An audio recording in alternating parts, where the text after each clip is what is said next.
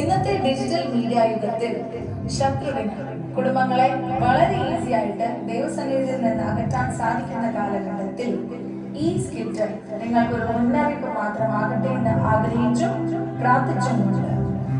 Carmel IPC Sharjah PYP അവതരിപ്പിക്കുന്നു ഒരു new gen family.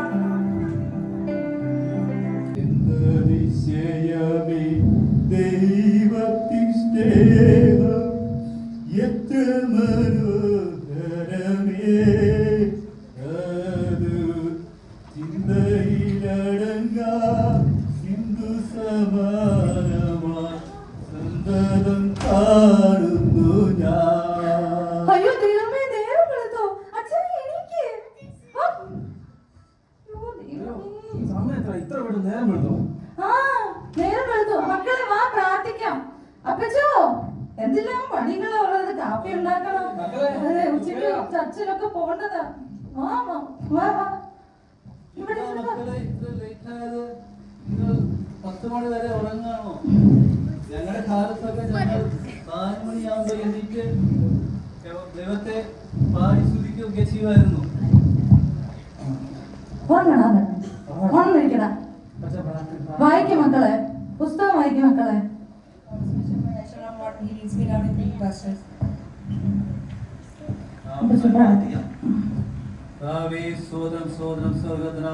പിതാവേ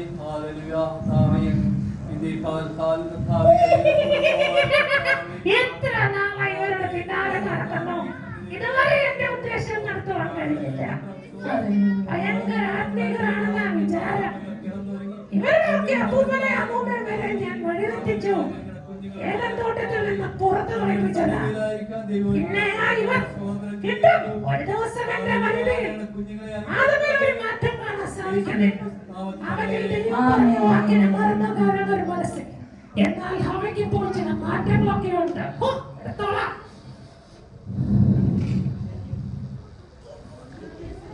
കൊച്ചേ, നീ ഒരു ചായ കേട്ട്. എനിക്കിന്ന് നേരത്തെ യോഗത്തിന് പോകണം. ക്ലാസ് വിളിച്ചിട്ടുണ്ടായിരുന്നു. നമുക്ക് ഒന്നിച്ചോ ഉച്ചയ്ക്ക് ഇറങ്ങിയാ പോരെ? കുറച്ച് കാര്യങ്ങളൊക്കെ സംസാരിക്കാനുണ്ട്. ക്ലാസ് നേരത്തെ ചെല്ലാൻ പറ്റുന്നുണ്ട്. അതുകൊണ്ട് ഞാൻ നേരത്തെ അങ്ങോട്ട് പോകാം. എന്തായാലും ദൈവകൃപയാ, നമ്മുടെ കൂട്ടായ്മകളൊക്കെ ഇത്രയും നന്നായിട്ട് പോകുന്നല്ലോ. കഴിഞ്ഞ ആഴ്ചത്തെ ദൂത് നമ്മളോട് തന്നെ ആയിരുന്നു അച്ഛൻ. അതെ, കർത്താവ് എന്നോട് സംസാരിച്ചു. കഴിഞ്ഞ ദിവസം നമ്മുടെ പിള്ളേരുടെ സ്നാനമൊക്കെ എന്താ അനുഗ്രഹമായിട്ടാണ്. നമ്മുടെ മോൾ ഇന്നലെ വചനം വായിക്കുന്നത് കണ്ടിട്ട് എനിക്ക് ഒത്തിരി സന്തോഷമായി. നമ്മുടെ കുഞ്ഞുങ്ങൾ ആത്മീയതയിൽ വളരുന്നത് കാണുമ്പോൾ അതിൽ കൂടുതൽ വേറെ എന്ത് സന്തോഷം നമുക്ക് കേൾക്കാനുള്ളത്. അത് നമ്മുടെ കൂട്ടായ്മയിലെല്ലാം അനുഗ്രഹമായിട്ട് നടക്കുന്നത് കൊണ്ട് വളരെ സന്തോഷമുണ്ട്. അതെ, നമ്മുടെ കൂട്ടായ്മകളൊക്കെ നല്ലതായിട്ട് പോകുന്നല്ലോ. നല്ല ഒരു ഹെഡ് മാസ്റ്ററിനെ ദൈവം നമുക്ക് തന്നേക്കുന്നത്. പിള്ളേർക്ക് വേണ്ടി എല്ലാ പ്രോത്സാഹനങ്ങളാ കൊടുക്കുന്നത്. എത്ര ക്ഷമയോടെ പിള്ളേർ പറയുന്നൊക്കെ കേൾക്കുന്നതെന്ന് അറിയാമോ? അല്ല അമ്മേ, പണ്ടൊക്കെ ഭയങ്കര സ്ട്രിക്റ്റ് ആയിരുന്നു. ഇപ്പൊ ഒരു പെൺകൊച്ചു വന്നപ്പോ ഒന്ന് ഒതുങ്ങിയേ. നീ കോടി ഇങ്ങനെയൊക്കെയാണോ പറയുന്നത്? പിള്ളേര് കുറ്റക്കേട് പറയണോ? ഇങ്ങനൊന്നും പറയരുത്. നമുക്ക് നല്ല ഒരു സെക്രട്ടറി ഒക്കെ ഉണ്ട്. എന്തൊക്കെ നല്ല കാര്യങ്ങളാ സഭയ്ക്ക് വേണ്ടി ചെയ്യുന്നതെന്ന് അറിയാമോ?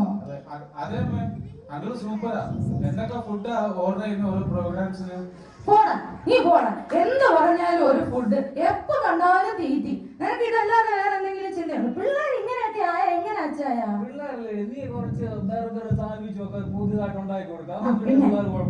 പിന്നെ ഇനി അതിന്റെ കുറവും കൂടെ ഉള്ളു.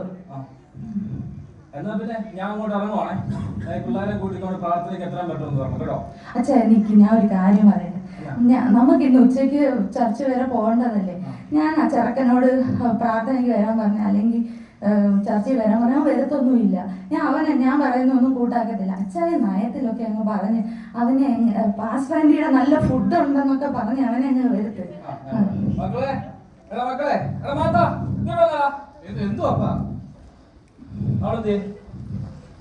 രണ്ടുപേരും ഇന്ന് യോഗത്തിന് വരണം കേട്ടോ. അമ്മയോടെ യോഗത്തിന് വരണം. രണ്ടുപേരും കുഴപ്പമൊന്നും കാണിക്കല്ല. ഞാൻ നേരത്തെ പോവാ കേട്ടോ. രണ്ടുപേരും വരണം. യോഗത്തിന് വരാൻ പറഞ്ഞു കഴിഞ്ഞാൽ രണ്ടുപേർക്കും പറ്റത്തില്ല. അന്നേരം അവൻ എവിടെയെങ്കിലും പോകണം. അവർക്ക് എന്തെങ്കിലും അസൈൻമെന്റ് ഉണ്ട്. എടാ മാത്ത, നീ വന്നേ. നമ്മുടെ ആന്റി നമ്മളെ യോഗത്തിന് വിളിച്ചിട്ടുണ്ട്. പ്രാർത്ഥനയ്ക്ക് വിളിച്ചിട്ട് ശേഷം നമുക്ക് ഫുഡ് തരാമെന്ന് പറഞ്ഞിട്ടുണ്ട്. ആന്റിയുടെ ഫുഡിന്റെ ടേസ്റ്റ് നിനക്ക് അറിയാമോ? പിന്നെ നല്ല തുമ്പപ്പ് പോലത്തെ ചോറ് ശരിയാ. പുളിശ്ശേരി എന്നൊക്കെ പറഞ്ഞു കഴിഞ്ഞാൽ നല്ല ഓണം തട്ടി കിടക്കുന്ന നല്ല പുളിശ്ശേരി. പിന്നെ മീൻകറി എന്നൊക്കെ പറഞ്ഞാൽ ചുമ്മാ മത്തി നത്തോലി ഒന്നും തരുമല്ലോ മക്കളെ. നല്ല ഒന്നാം തരം നെയ്മീൻ ഇവിടെ മേടിച്ചോണ്ട് വന്നിട്ടുണ്ടല്ലോ. നല്ല ഈ കുടംപുളിയും ഉപ്പും മുളകും ഒക്കെ ഇട്ടിട്ട് അങ്ങോട്ട് നല്ല ചുവന്ന കളർ അങ്ങോട്ട് വെച്ച് തരും.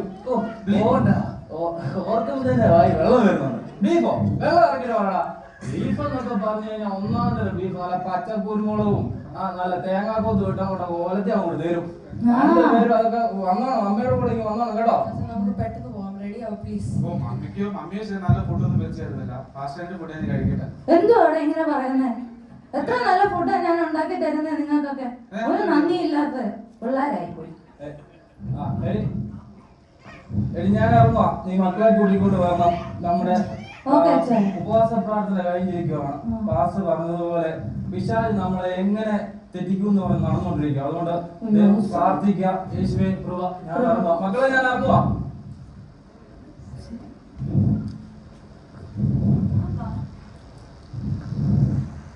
അപ്പക്ക് എന്തൊക്കെയോ ഒരു മാറ്റം പോലെ. അതെന്താ മോളെ? എനിക്ക് നമുക്ക് സംസാരിക്കാം. എന്ത് പറ്റി? എപ്പോ നോക്കിയാലും ചർച്ച പറഞ്ഞു പോകും. പണ്ടത്തെ പോലെ ഇവിടെ വീട്ടിലൊന്നും നിൽക്കുന്നേ ഇല്ല. ഇത്രയും മാത്രം എന്തോ ചർച്ച ചെയ്യാനുള്ളത് എനിക്കറിയില്ല. മോളെ, പപ്പയ്ക്ക് ചർച്ചിൽ എന്തെല്ലാം ഉത്തരവാദിത്തങ്ങളാ ഉള്ളതെന്ന് അറിയാമോ? മോക്ക് ഇതുവരെ അറിയാമോ? എന്തെല്ലാം കാര്യങ്ങളാണ് തോന്നുന്നതാ. എന്തായാലും ഒരു മാറ്റം പോലെ. ഞാൻ ഈ ശബ്ദം എവിടെയോ കേട്ടിട്ടുണ്ടല്ലോ.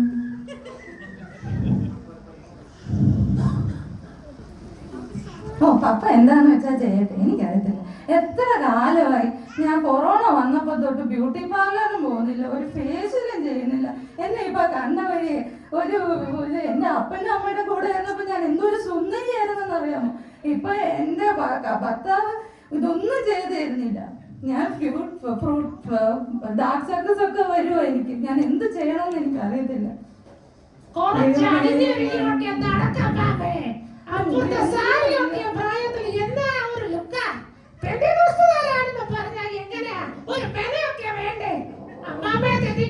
ഇനി ഇതിലും നല്ലൊരു അവസരം കിട്ടില്ല. എന്താ ഒരു വഴി? സെയിൽസ്മാൻ വരുന്നുണ്ട്, അവനെ തന്നെ അങ്ങ് ഉപയോഗിക്കാം.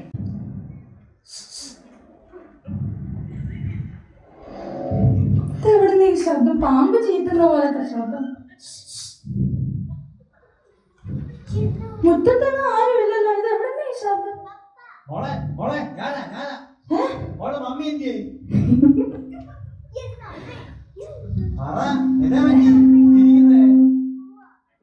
എന്റെ ഭർത്താവ് പോലും ഞാൻ അത്ര സുന്ദരിയാണെന്നൊന്നും പറഞ്ഞിട്ടില്ല. അതുകൊണ്ടങ്ങ് ചിരി വന്നതാ സാറേ. അല്ല സാറ് എവിടുന്നാ? ഞാന് സ്ഥലത്തുനിന്ന് വരികയാണ്. ഒരു കാര്യം പറയാനുണ്ടായിരുന്നു. ഞങ്ങളുടെ അച്ചായൻ ഇവിടെ ഇല്ല കേട്ടോ. ഞങ്ങൾ അച്ചായൻ ഇല്ലാത്ത സമയത്ത് ഈ ഗേറ്റ് തുറക്കരുതെന്ന് അച്ചായൻ ഞങ്ങളോട് പറഞ്ഞേക്കുന്നു. ഞാൻ അങ്ങനെ കുഴപ്പക്കാരനൊന്നുമല്ല. മേഡത്തിന് ചില ഉപകാരമുള്ള കാര്യങ്ങൾ പറഞ്ഞ് മനസ്സിലാക്കാൻ വേണ്ടി മാത്രമായിട്ട് ഞാൻ വന്ന ഒരു 10 മിനിറ്റ് ഞാൻ പോകാം. ഓക്കെ, ശരി. എങ്കിൽ വാ, ഇവിടെ ഇരുന്ന് സംസാരിക്കാം. ഇവിടെ ഇവിടെ ഇവിടെ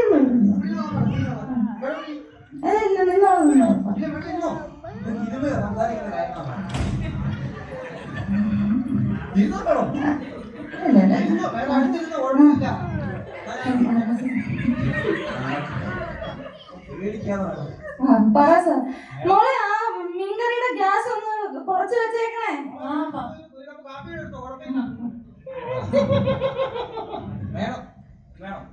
ഈ 4 ചുവരുകൾക്കുള്ളിൽ നിൽക്കേണ്ട ഒരാവസ്ഥ വേണം. മേഡത്തെ പോലെ സുന്ദരിയും കഴിവുമുള്ള ഒരു സ്ത്രീ ഞാൻ ഈ ഏരിയ കണ്ടിട്ടില്ല.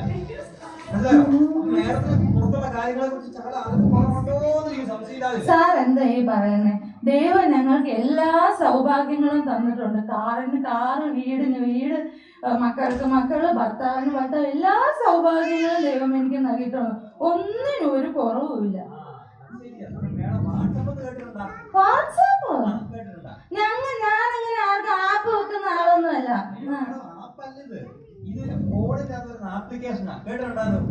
ഫോണോ? ഞങ്ങളുടെ പാസ്റ്റർ എന്തോ പറഞ്ഞേക്കുന്നതെന്ന് അറിയാമോ? ഇതിനെ പറ്റി സംസാരിക്കുകയും ചെയ്ത് ഇതൊന്നും വാങ്ങരുതെന്നാ ഞങ്ങളുടെ പാസ്റ്റർ പറഞ്ഞേക്കുന്നത്. മിസ്റ്റർ, ഞാൻ ഒരു കാര്യം പറയാം. ഞാൻ കള്ളം പറയാറില്ല കേട്ടോ. പക്ഷെ പാസ്റ്റർ പറയുന്ന പോലെയല്ല ദൈവം പറയുന്നത്. ദൈവം ബൈബിളിൽ പറഞ്ഞിട്ടുണ്ടോ ഫോൺ ഉപയോഗിക്കില്ല, വാട്സപ്പ് ഉപയോഗിക്കണം പറഞ്ഞിട്ടുണ്ടോ? അങ്ങനെ ഞങ്ങളുടെ പാസ്റ്റർ അങ്ങനെ പറഞ്ഞിട്ടുണ്ട്. ഞാൻ കാണിക്കുന്നത് കാണാൻ ഇത് നോക്കിയാൽ മേഡം, ഇത് കണ്ടോണോ മേഡം? ഇത് കണ്ടോ? ഇത് കണ്ടോ? നോക്കട്ടെ ഇതെന്തോ ഇതൊക്കെ കാണാനുള്ളതാണ് മേഡം. ഇത് നോക്കി കണ്ട. ഇതാണ് വാട്സപ്പ്. കേട്ടാ ഇത് എന്തോ ചെയ്യാൻ പറ്റുന്നേ? മേഡത്തെ വീട്ടിലുള്ളവരെ വിളിക്കാം.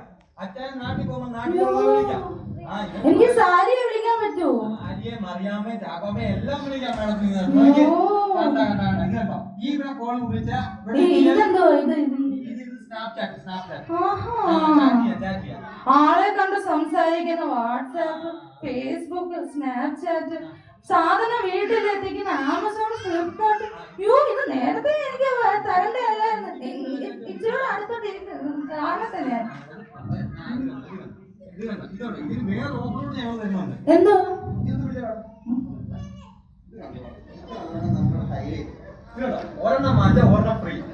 അയ്യോ നോക്കട്ടെ എന്റെ അച്ചായനും കൂടെ കിട്ടുമോ? ഇത് ഒന്ന് എനിക്ക് ഒന്ന് അച്ചായന്. ഇതിന്റെ പൈസ ഞാൻ ഇൻസ്റ്റാൾമെന്റ് ആയിട്ട് തന്നേക്കാം.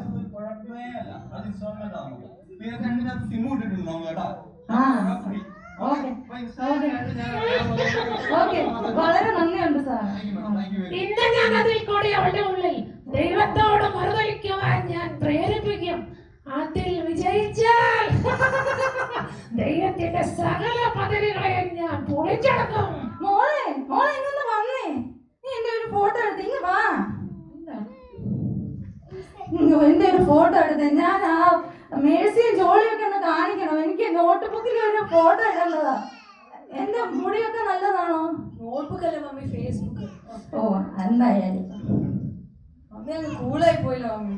പിന്നല്ലാതെ ഞാനൊക്കെ ഷൈൻ ചെയ്യട്ടെ. അല്ല ആര്യൊക്കെ നടക്കുന്ന സാരിയുടെ പത്രാസൊക്കെ കണ്ട ഞാൻ എന്റെ ഫോട്ടോ ഒക്കെ ഇടട്ടെ. കൊള്ളാം. ഓ ഇത് ലാലിയല്ലോ നിൽക്കുന്നേ. അദ്ദേഹം പോയ ഉടനെ അവ ഫോണിൽ പല ആപ്ലിക്കേഷനുകളും ഡൗൺലോഡ് ചെയ്തു. അനേകം കാര്യങ്ങൾ നോക്കി കണ്ടു.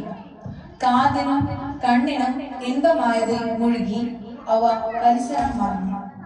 ആദ്യം വന്ന് വിളിച്ചിട്ടും അവ അതൊന്നും അറിയാതെ സൈബർ ലോകത്തിന്റെ വിഹായസിൽ ചരടുപൊട്ടിയ ഒരു പട്ടം കണക്കെ പാറി നടന്നു. നീ എന്തോ ഈ ഫോൺ, ഇതെന്തോ ഇത് ഫോണോ? ഇതെവിടെ കിട്ടി ഫോൺ? അയ്യോ അച്ഛൻ വന്നോ? എനിക്ക് ഞാൻ പറയട്ടെ. എന്തോ ഇത്? ഇന്ന് ഇവിടെ ഒരു സെയിൽസ്മാൻ വന്നായിരുന്നു. അയാള് പരിചയപ്പെടുത്തി തന്നതാ. ഇത് പുതിയ ഫോൺ. ഒന്ന് വാങ്ങിച്ചാ ഒന്ന് ഫ്രീയാ. ഫ്രീ കിട്ടുന്ന വല്ല നമ്മള് വെറുതെ വിടുവോ? ഞാനത് വാങ്ങിച്ചു. ഇതൊന്നും വാങ്ങിക്കരുതല്ലേ. ഇത് നോക്ക്, ഇതിനകത്ത് ഇത് കണ്ടോ? ഇതിനകത്ത് ആരാ ഇരിക്കുന്നേ നോക്ക്. ഈ മേഴ്സി അല്ലേ ഇരിക്കുന്നേ. പിന്നെ അവനൊക്കെ എന്നേ ഫോൺ വാങ്ങിച്ചാ നമ്മള് മാത്രം ഫോൺ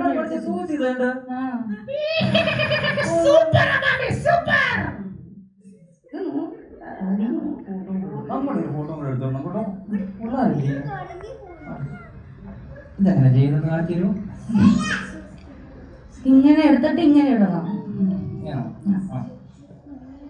പിന്നീടുള്ള ദിനങ്ങൾ മൊബൈലിൽ നോക്കിയിരിപ്പായി രണ്ടുപേരും പല ഗ്രൂപ്പുകളിലും അംഗത്വമെടുത്തു. അതോടെ രണ്ടുപേർക്കും പരസ്പരം ഒന്നും സംസാരിക്കാനില്ലാതെയായി. കുടുംബ പ്രാർത്ഥന നിലച്ചു. സഭായോഗങ്ങളിൽ പേരിന് തല കാണിച്ചു. പരസ്യയോഗങ്ങളും കൺവെൻഷനുകളും അവഗണിച്ചു. ഇത് മനസ്സിലാക്കിയ ദേവദാസൻ ഒരു ദിവസം വെയിലാറിയ സമയം ഹൗസ് വിസിറ്റിന് എത്തി.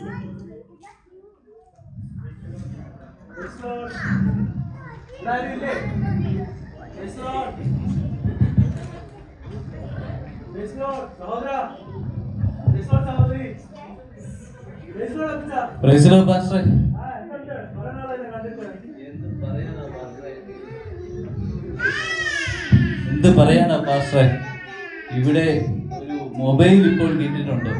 നമ്മുടെ മക്കളെല്ലാം ഇപ്പോൾ അതിലാണ്.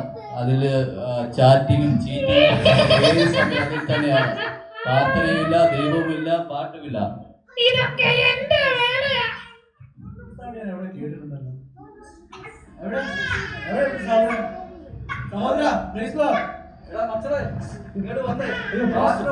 ഈ പാസ്റ്ററോ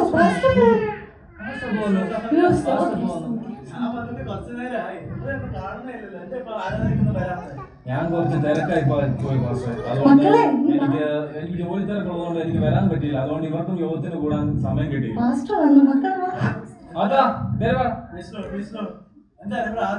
പോയോ ഭൗതികമാണോ കൂടുതൽ? ക്ഷമിക്കണം പാസ്റ്ററെ, എനിക്ക് കൂട്ടായി തന്ന ഈ സ്ത്രീ എനിക്കൊരു മൊബൈൽ തന്നു. അത് കാരണം ഞാൻ തെറ്റിപ്പോയി പാസ്റ്ററെ. ഞങ്ങൾ വഴി തെറ്റിപ്പോയി. ഞങ്ങൾക്ക് വേണ്ടി പ്രാർത്ഥിക്കണം. എന്റെ പൊന്നു പാസ്റ്ററെ, ഇങ്ങനെ പറയുന്നൊന്നുമല്ല ശരി. ഇവിടെ ഒരു സെയിൽസ്മാൻ വന്നു എനിക്ക് ഈ ഒരു സാധനം പരിചയപ്പെടുത്തി തന്നു. ഇതിനകത്ത് എന്തൊക്കെയാ ഉള്ളതെന്ന് അറിയാമോ? വാട്സാപ്പ്, ഫേസ്ബുക്ക്, ഫ്ലിപ്കാർട്ട്, എന്തൊക്കെ കാര്യങ്ങളാ ഉള്ളത്. ഇത് കണ്ട് ഞാനൊന്നും ചെയ്തില്ല. ഞാൻ എല്ലാ ആഴ്ച ദൈവവചനം നിങ്ങൾ പഠിപ്പിക്കുന്നതല്ലേ? തെറ്റിപ്പോയി പാസ്റ്ററെ. ഞങ്ങളോട് ക്ഷമിക്കണം. ഞങ്ങൾക്ക് വേണ്ടി പ്രാർത്ഥിക്കണം. ഒരു പാടെടുത്തിട്ട് നമുക്ക് പ്രാർത്ഥിക്കാം. നമ്മുടെ പാപങ്ങളൊക്കെ ഏറ്റു പറയാം. ദൈവം തീർച്ചയായും നിങ്ങളോട് ക്ഷമിക്കും. മക്കളെ വന്നിരിക്കും. അപ്പച്ചാ എല്ലാവരും വാ, മക്കളും വാ.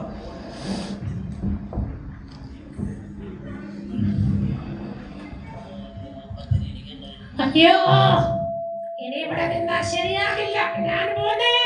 ഇപ്പൊ എനിക്ക് പിടിക്കുന്നത് ആരാ എന്റെ ഉത്തരവാദിത്വം? യേശുവിൻ നാമത്തിൽ പോ.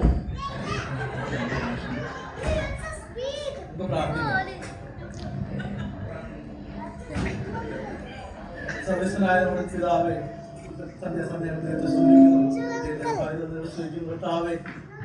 പഴയ നിയമത്തിൽ ഉടനടി പാപങ്ങൾക്ക് ശിക്ഷ ലഭിച്ചിരുന്നു. ആദവും ഹൗവയും ഏദൻ തോട്ടത്തിൽ നിന്ന് പുറത്തായി. ഭൂമിയിൽ നിന്നും പലരും മാറ്റപ്പെട്ടു. എന്നാൽ പുതിയ നിയമവിശ്വാസികളായ നമുക്ക് കിട്ടുന്ന ബോണസ് കർത്താവായ യേശുക്രിസ്തുവിന്റെ ക്രൂശീകരണത്താൽ അവൻ നമ്മുടെ പാപങ്ങൾക്ക് പ്രായശ്ചിത്തമായി ഇന്ന് തെറ്റുകൾ ഏറ്റുപറഞ്ഞ് ദൈവസന്നിധിയിൽ പാപമോചിതരാകാൻ നമുക്ക് കഴിയുന്നു.